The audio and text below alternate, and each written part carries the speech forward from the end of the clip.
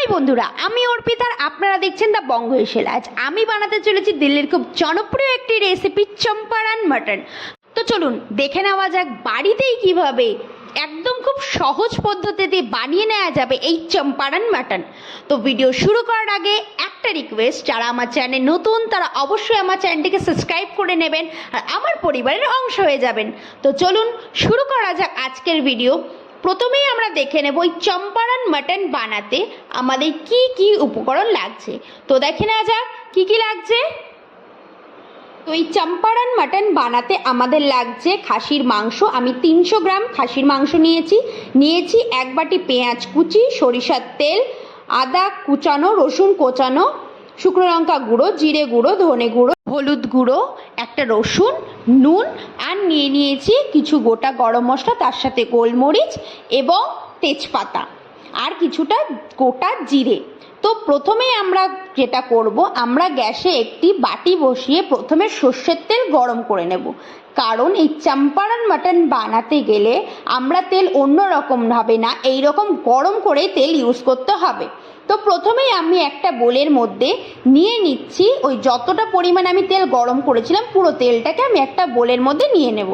এবার দিয়ে দেবো কিছু গুঁড়ো মশলা, যেটা প্রথমে নিয়ে নেব শুকনো লঙ্কা গুঁড়ো, তারপর নিয়ে নেব জিরে গুঁড়ো, তারপরে ধনিয়া গুঁড়ো, হলুদ, নুন। এই সমস্ত মশলাগুলোকে এবার আমি সুন্দর করে একটা মিক্স বানিয়ে নেব। নিয়ে এবার দিয়ে দেব তাতে আদা কুচোনো এবং রসুন কুচানো এবং পেঁয়াজ কুচি।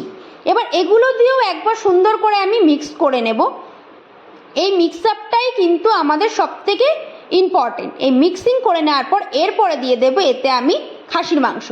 এই খাসির মাংস দিয়ে দেওয়ার পর এতে আমি অ্যাড করব কিছু তেজপাতা, শুকনো লঙ্কা, গোটা জিরে, গোলমরিচ এবং লং, এলাচি এবং দারুচিনি নিয়ে এরপরে আমি সুন্দর করে কচলে মাংসটাকে আমি মেখে নেব।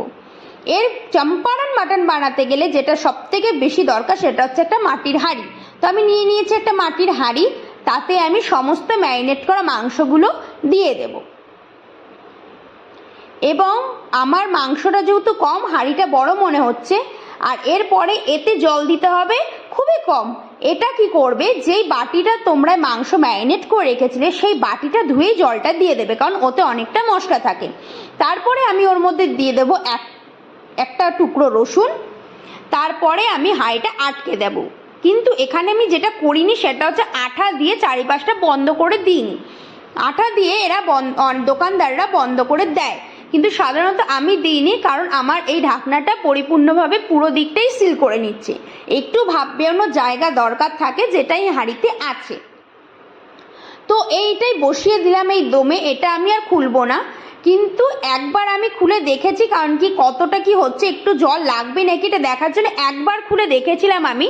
এটাকে আপনারা 60 মিনিটের জন্য, মানে 1 ঘন্টার জন্য মিডিয়াম টু স্লো আঁচে অমন করেই হতে দিতে হবে।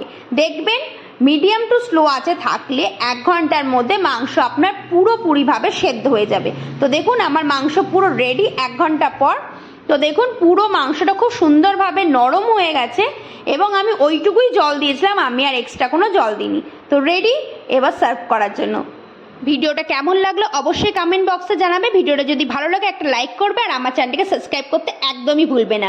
তো দেখা হচ্ছে আবারও একটা নতুন ভিডিও নিয়ে, ততক্ষণের জন্য টাটা।